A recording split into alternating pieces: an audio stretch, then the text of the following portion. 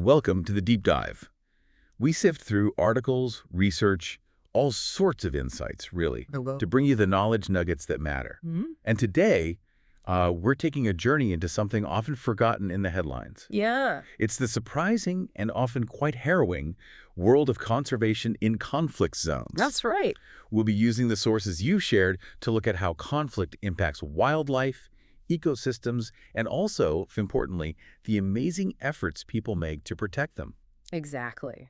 Our mission today, if you like, is to go beyond the usual images of war's devastation, though that's obviously critical. Okay.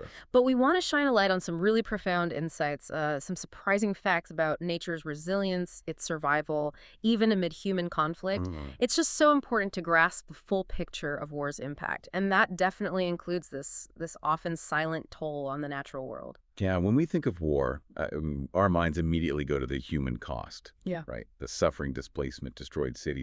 It's awful. It is. But there's this less visible victim, too. Wildlife, ecosystems. The whole balance is thrown off. Completely. And the destruction is, well, it's devastatingly comprehensive. We're talking direct environmental damage on a huge scale. Like bombing? Bombing campaigns that just flatten habitats. Then there's deforestation armies needing fuel or clear sight lines. Right. And pollution, massive pollution from fuel spills, weapons residues, stuff that can poison soil and water for decades. Wow. These aren't just small things. They're systemic pressures. They can change whole regions, sometimes, forever. And it's not just the direct hits, is it? There's the follow-on effects, like illegal activities. Oh, absolutely. That's maybe even more insidious. When conflict breaks out, law and order often just collapse. Yeah. And that creates this dangerous vacuum. Poaching, wildlife trafficking, they can just surge. So all the progress made over years. Wiped out, sometimes in just a few months. We've seen it happen. It's heartbreaking. Could you give an example? Sure. Think about the mountain gorillas in the Democratic Republic of Congo. Okay. Their habitats are under severe threat, not just from the fighting between militias, but also the illegal mining that just ramps up when things are unstable. Because the militias fund themselves that way. Often, yeah.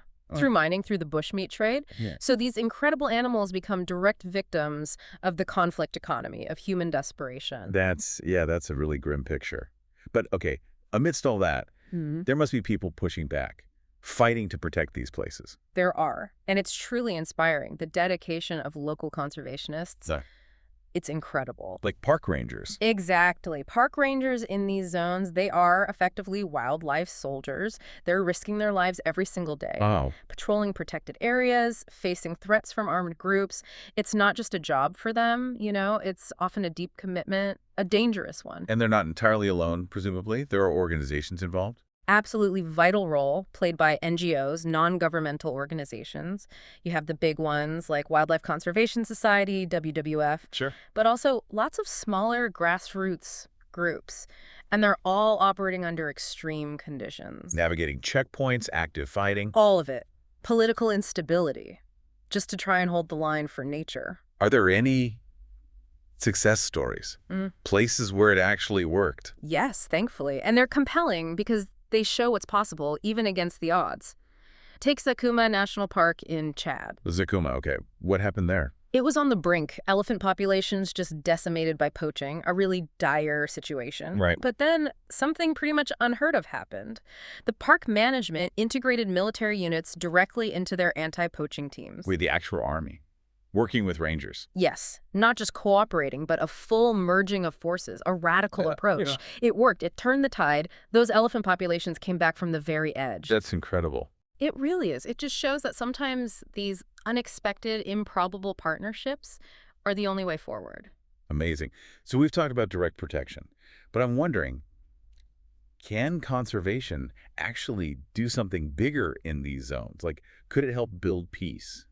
Seems counterintuitive. It does seem counterintuitive, but yes, surprisingly it can. In some places, conservation projects have actually been used to build bridges by creating collaboration between groups who might otherwise be enemies. Because they have a shared interest. Exactly. When a shared resource water, a migration path, a particular species is threatened, it can create this neutral ground for talking, a space where maybe traditional diplomacy failed. So the need to protect, say, a river could actually override Political tensions. Can you give a real-world example? Absolutely. The peace parks in southern Africa are a perfect example. These parks. Yeah, transboundary conservation areas, like the Kavango-Zambezi Transfrontier Conservation Area, KAZA. It spans 5 countries. 5 countries, wow. Right. And it's not just about sharing land. It actively forces these nations to collaborate on managing the ecosystem, despite political differences they might have. Practical stuff. Very practical. Anti-poaching patrols, resource management, junk meetings.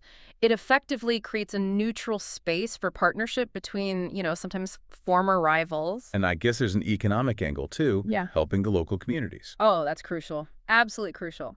Conservation can provide alternative, sustainable livelihoods. Instead of poaching out of desperation. Precisely. Things like ecotourism, sustainable farming, jobs as rangers, or in park administration. It reduces the incentive for destructive activities born out of poverty and lack of options, especially during war. Right. It helps shift the view of wildlife from just something to exploit to a resource worth protecting for everyone's benefit. Which brings us to a really difficult area, doesn't it? This intersection of human needs and wildlife needs during wartime. It's complex, morally complex. It's incredibly complex. Anything but simple. I mean, think about displaced people. Fleeing violence, maybe with nothing. Yeah. They're struggling to survive. So they might become heavily reliant on wildlife for food, for resources. Leading to more hunting pressure. Exactly. On populations that are already vulnerable, it's tragic, but it's also understandable, isn't it? It's a result of extreme hardship. And the conservationists on the ground, they must get caught in the middle. They do. The lines get incredibly blurry. They often end up acting like humanitarian workers, too. Really? Oh, yeah. Providing food, medical aid, sometimes even basic security for local people, alongside their main job of protecting wildlife. It shows their dedication, but also how desperate the situations are. It really does. And the moral complexity there is just profound. Trying to balance immediate human suffering with long-term environmental survival. That's the core of it. Striking that incredibly delicate balance. There are no easy answers, none at all. The choices can be agonizing. But recognizing that complexity is the first step. It has to be. Recognizing the challenge is crucial if we're going to find solutions that work for both people and nature. So as we wrap up this deep dive, what's the main takeaway? It feels like protecting nature in war zones is about much more than just the animals. Absolutely. It goes way beyond saving a specific species or a forest patch. It's about safeguarding the very ecosystems, the natural capital that people will need to recover and rebuild once the conflict ends. The foundation for future stability. Exactly. And these stories we've touched on, from the struggles in the DRC to the success in Chad, they just remind you that resilience is real. It exists in the most unlikely places. Life finds a way, even in the shadow of war. And maybe just as importantly, the people defending that life find a way too. Finding strength and hope in dark times. Yeah, it shows that strength, that hope. They can emerge even from the darkest, most unexpected circumstances. So maybe something for all of you listening to think about. This deep connection between our own well-being and the health of the environment, even when everything else seems to be falling apart. How does knowing about this quiet, often dangerous fight for conservation change how you think about conflict and about what it takes to build a future?